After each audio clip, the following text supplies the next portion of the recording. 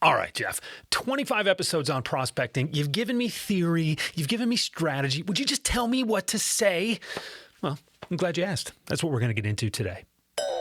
My name's Jeff Bajorek, and my career in sales has been a hell of a ride. And I want to bring you along with me. If you prefer to sell things at a premium, if you never want to win a deal on price, rethink the way you sell.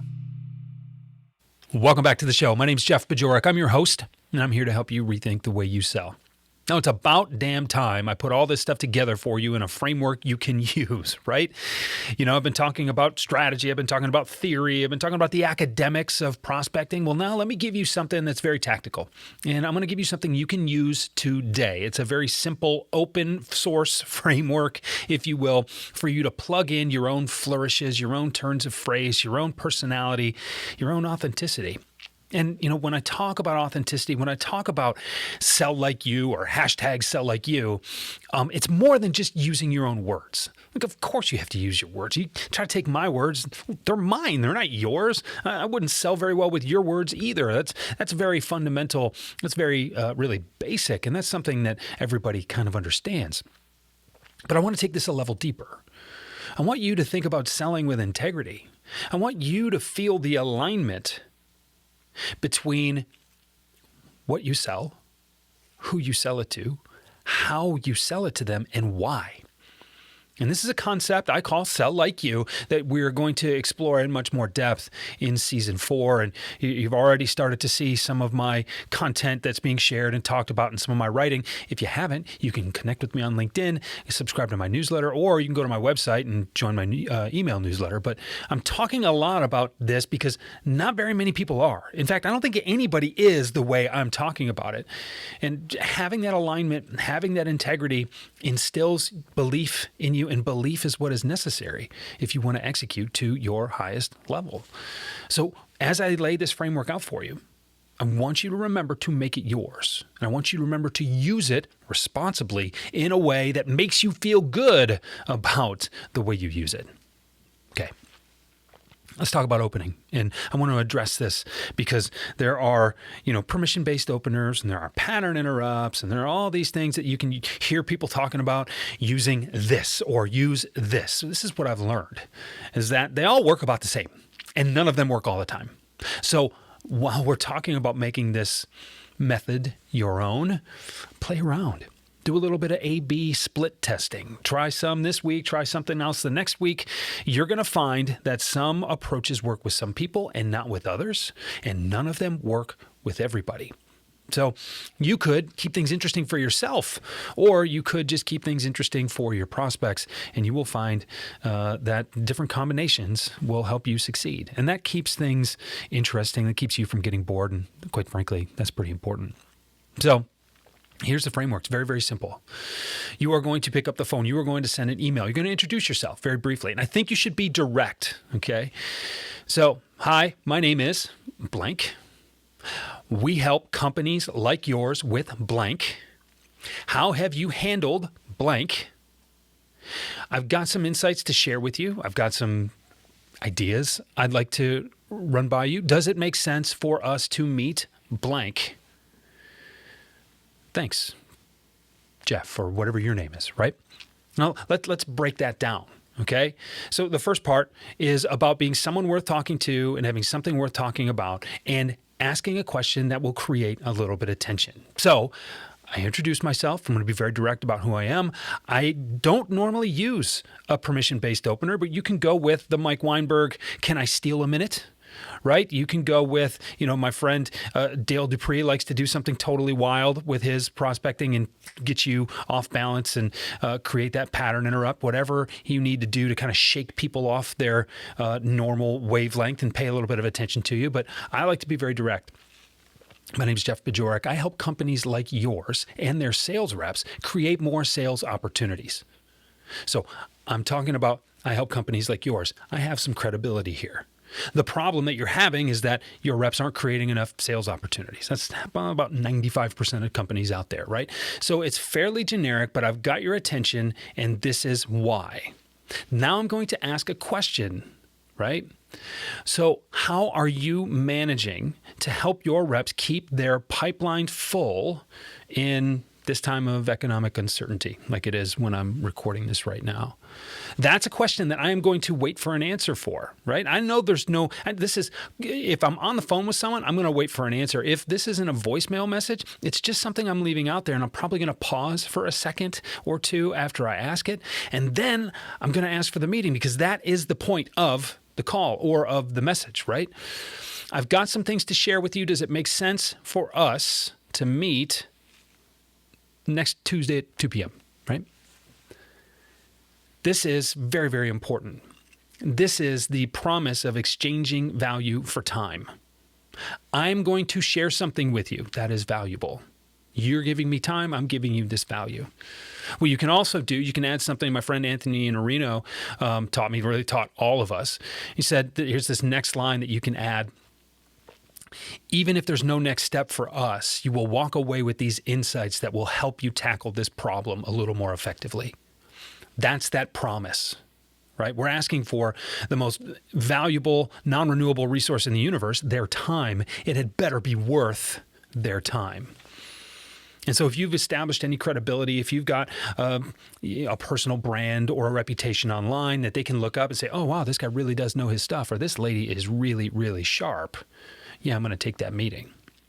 And then obviously there's that second question, the ask, does it make sense for us to meet this Tuesday or next Tuesday at 2? And, warm regards, or however you want to sign off the email from there, right? That is a very straightforward ask. And this is something that is so stripped down and so uncomplicated that I think people overlook it. But here's the thing, it works. You know what works about it? It's stripped down and uncomplicated. You can just put it into play right away. You can fill in your own blanks there. And if you've done the work that we've talked about earlier this season, if you have, thought of those tension-creating questions, if you have got your marketing put together, the problems that you solve for people, you can ask those tension-filling questions, if you will, about those problems. You can poke at this. And you can use this same framework 15, 20, 25 times in every message that you leave.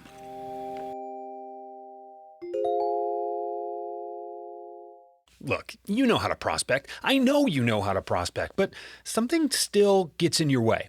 As a matter of fact, I've identified 8 reasons that you and your team are not creating more sales opportunities. I put them together as a white paper to serve as a companion of this season of the Rethink the Way You Sell podcast. Go to jeffbajorek.com/8 reasons to download your copy and the self-assessment that is included in that white paper, so you know where you can make maximal impact right away to improve your prospecting results. Now back to the show.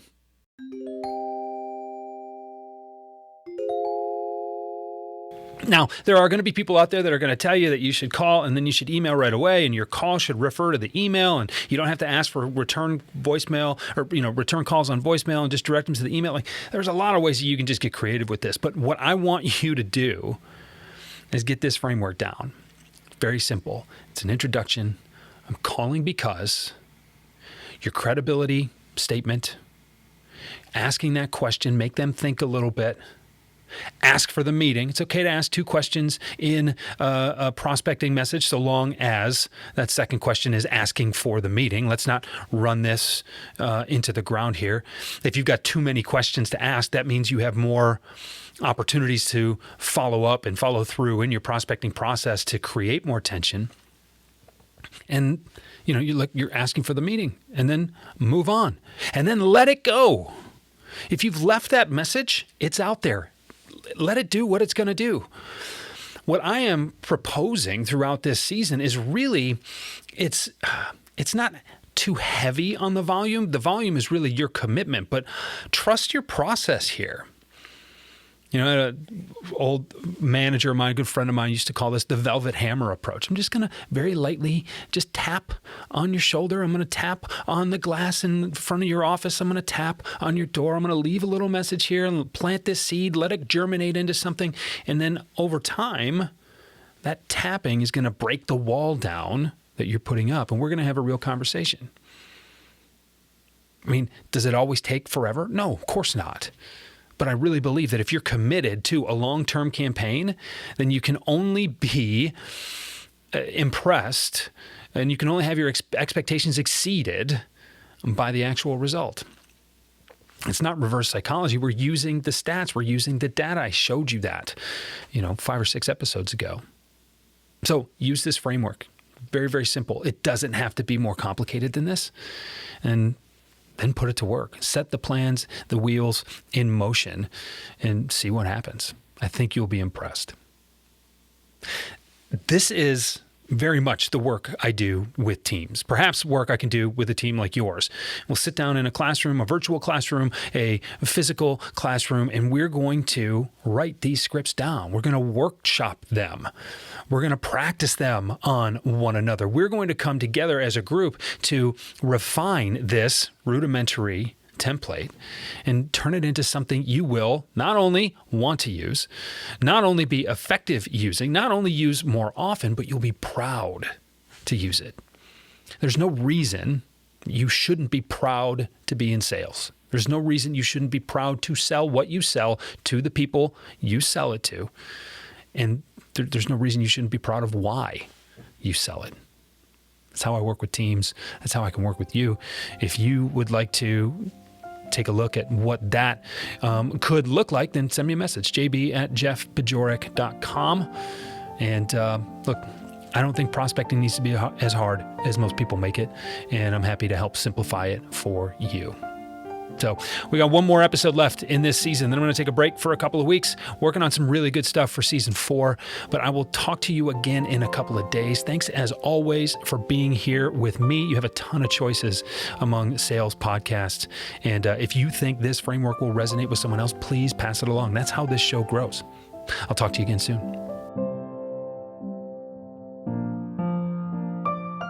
Rethink the Way You Sell is a Pod About It production. It's mixed and edited by Doug Branson, with music by Blue Dot Sessions and Doug Branson. This podcast is masterminded by Jeff Bajorek.